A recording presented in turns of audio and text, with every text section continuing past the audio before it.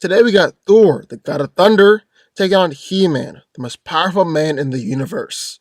So, who's coming on top here? Let's find out.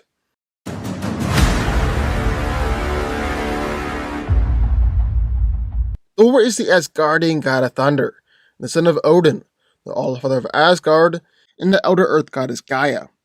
Combining the power of both worlds, Thor is arguably the greatest and mightiest defender of both. Armed with his powerful and traded Uru hammer Mjolnir, Thor is the mightiest warrior of Asgard, a founding member of the Avengers, one of the strongest, most powerful beings on Earth. Thor is the strongest of the Asgardian gods, and his strength is considered to be incalculable, doesn't really have an upper limit. It's comparable to Hulk and Hercules. He can destroy entire planets with the force of his blows, and he's lifted the Midgard serpent, which was larger, weighed much more than the Earth. Thor is one of the most durable heroes in the Marvel Universe, able to withstand attacks from Hulk, planet-shattering blows, and energy blasts from Celestials and Odin. So yeah, he's pretty durable. Thor is able to go for extended periods of time without food, water, and sleep. One time, fought the Frost Giants for 9 months straight. He's one of the most trained and experienced warriors in the Marvel Universe. Actually a skilled hand-to-hand fighter, even though he tends to use a brawling technique. He's also a highly skilled weapons expert, with the most notable weapon being Mjolnir. Now, besides the obvious fact that the hammer can be used to hit stuff, and even destroy mountains and planets, Mjolnir has a ton of abilities. Thor can control the weather, even affecting it on a planetary scale, and unleash electrical storms, hurricane winds, tornadoes, tidal waves, blizzards, and earthquakes. He's even done some out-of-the-box things too, like when he made it rain fire. While Thor doesn't have the innate ability to fly, if he swings Mjolnir at fast and light speeds, he is then able to fly. Thor can manipulate matter on a vast scale, and is able to transmute elements. He's able to turn intangible and invisible, and Mjolnir is also able to create nearly impenetrable force fields. Thor is able to absorb and project energy blast with Mjolnir. Doesn't have to wait for an opponent to shoot a blast of energy, but he can absorb it directly from their body. One of Thor's most powerful attacks is the God Blast, which killed the Midgard serpent and injured Galactus. He also has the Anti-Force, which is unbelievably powerful, took out the entire battle of barbarians in one blast. So, that's what we got in one corner, Thor, the God of Thunder. But, entering the ring, in that corner, He-Man, the most powerful man in the universe. Prince Adam is the seemingly careless prince of the planet Eternia, but he really is He-Man, the most powerful man in the universe, and brave champion of Eternia. He-Man battles Skeletor and the forces of evil to bring peace to the universe, along with his trusty companion Battlecat and the Masters of the Universe. He-Man is superhumanly strong, as he's thrown Castle Grayskull, moved a mountain, pushed the moon, and even traded blows with Superman himself. Also superhumanly durable, taking attacks from King Hiss, taking attacks from Skeletor, even taking attacks from Superman, as well as surviving a blast from an orbital cannon that's capable of destroying the entire countryside, and 3 equilibrium defibrillators, where just one blast was supposed to be capable of killing anyone. Finally, He-Man is also impressively fast, able to react to and dodge attacks from Superman, block heat vision, dodge blasts from Skeletor, even blitz entire armies. He-Man is also the greatest warrior of all. Would wipe out whole armies alongside Teela and Battlecat. He's beaten Lobo, Deathstroke, Solomon Grundy, and other members of the Suicide Squad over in the DC universe, and alongside Superman, he's fought against a billion Trollians.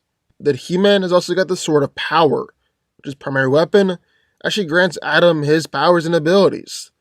The sword is virtually indestructible, so it will absorb and deflect energy blast, fire energy blast of his own, and even grants He-Man the ability to summon and control lightning.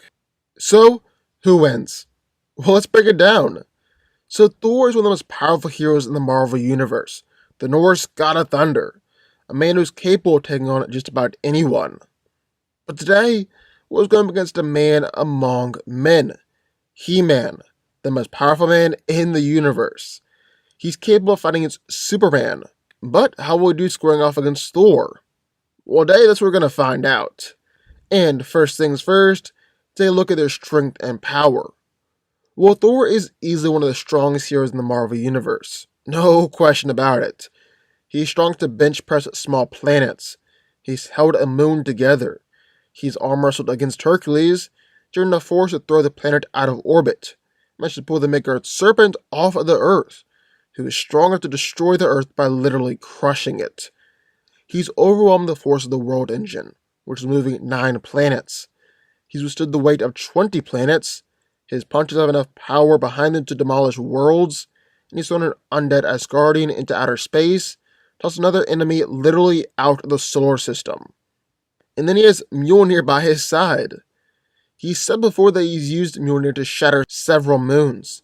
He strikes enough force to shatter small planets, and in his fight against Gore, Thor was able to strike hard enough to create shockwaves that shattered the worlds all around him. He's knocked out Hulk with just one strike before when he really let loose. He's consistently able to injure Galactus with his attacks, injured his father Odin too. He's knocked out Mangog, and even knocked out the Phoenix Force. Thor is absolutely insane. He's literally a god, and will put some serious beatdowns on He-Man with his strikes. But all this isn't to say that He-Man doesn't have some real strength of his own. In the early morning cartoon, when he popped up an entire city, he's picked up Castle Grayskull and threw it all the way back to Eternia.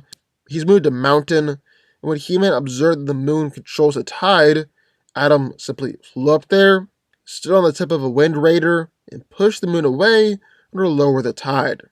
Then he flew back to Earth, plucked up a hole that was flooding a mine, then pushed the moon back into its proper orbit. He simply flexed multiple enemies off of him. He's punched King Hiss all the way into outer space, and he sent Lino flying with his attacks.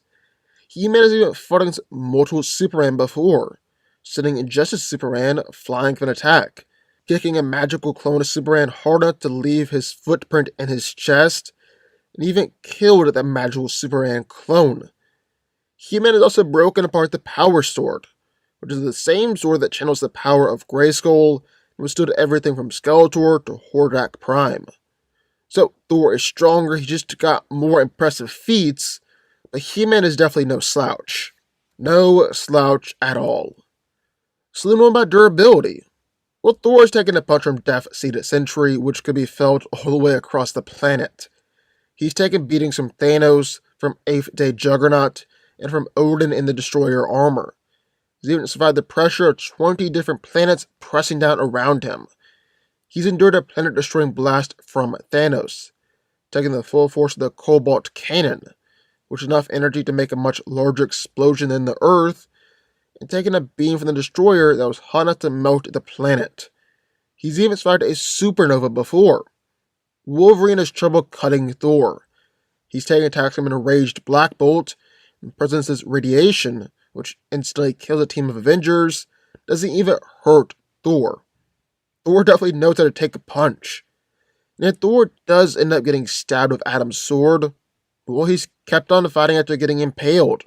Survived after being pierced through by Phoenix Emma Frost diamond shrapnel.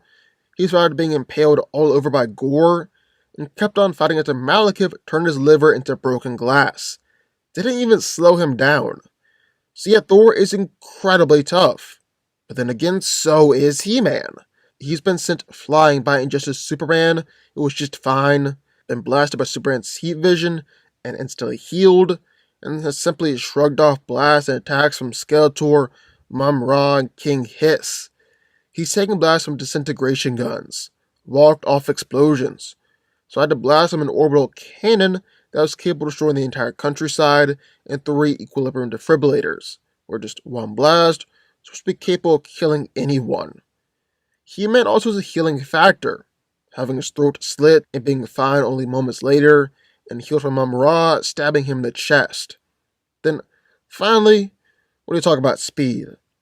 And Thor's actually a super weird character when it comes to speed, just because he's freaking all over the place, literally going from one extreme end of the spectrum to the other. He's able to use Mjolnir to quickly cross galaxies and solar systems, flying at many times the speed of light. He's able to throw his hammer at light speed as well. He's caught the god Hermes on multiple occasions, blocked blasts from Silver Surfer, proceeded to speedless Surfer, moving so fast that he was just a blur, and he's battled against other speedsters like Hyperion and Gladiator too. He's even blocked Telepathic Blast before. In the Marvel Universe, Telepathic Blast can travel just as fast as the speed of light. But on the other hand, he's been outmaneuvered by Daredevil. In his fight against Wolverine, Thor even said that Logan was too fast for him. Thor has consistently struggled in Avengers speed training sessions. But at the same time, he'll block and intercept bullets. Thor is just so strange and so inconsistent with his speed. Like I said, the guy's just all over the place. But then what about He-Man? Well, he twirled his sword so fast, he managed to nullify a tornado. Rubbed his hands together so fast, he managed to turn sand into glass. He can spin his sword so fast that he actually takes off from the ground and flies, routinely dodges and blocks attacks. He-Man is also tagged the Flash, intercepted a bull rush from Injustice Superman, and reacted to the Superman's clone bull rush, and fatally stabbed him. So from all accounts, looks like He-Man is faster, but not just by an absolutely shocking margin. It's not like Adam is the Flash or anything like that. So all in all, I think Thor is physically superior here, which isn't necessarily that surprising. He's a god, He-Man is immortal with incredible powers. Thor is stronger, definitely got greater striking power with Mjolnir on his side.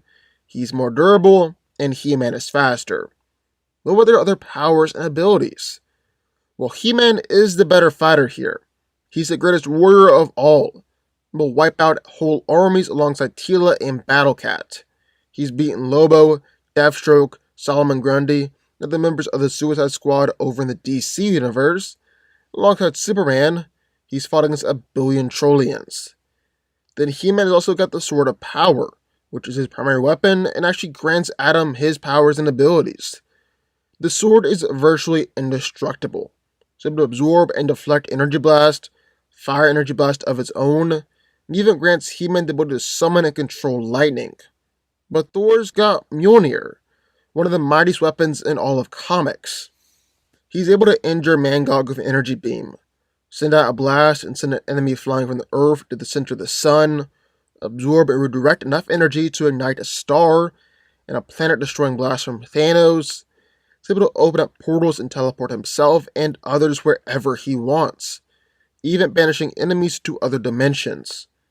He's also able to control the weather in all sorts of ways, summoning enough lightning to weld the tectonic plates of a planet together, nearly split a planet in half, cover most of the Earth in rain and storms, and created winds powerful enough to shatter mountains, and nearly destroy half the planet. However, Thor's go-to tactic is to use Mjolnir to hit people. He's able to hit with the force of 500,000 tons of TNT. Throw Mjolnir faster than light, and have returned to his hand no matter what. Actually, he's fairly skilled at ricocheting the hammer as well. He's also able to open up portals to other dimensions, banishing them altogether. He'll block Wolverine's claws, and Black Panther's vibranium weapons with Mjolnir. They can block He-Man's sword too, and can also deflect and absorb energy blast, absorbing and redirecting blast straight from Thanos. So, end of the day, who's come out on top here? Well, I think it's gotta be Thor. He-Man is insanely powerful. Will definitely give Thor a run for his money, but he's the most powerful man in the universe. Thor's a god.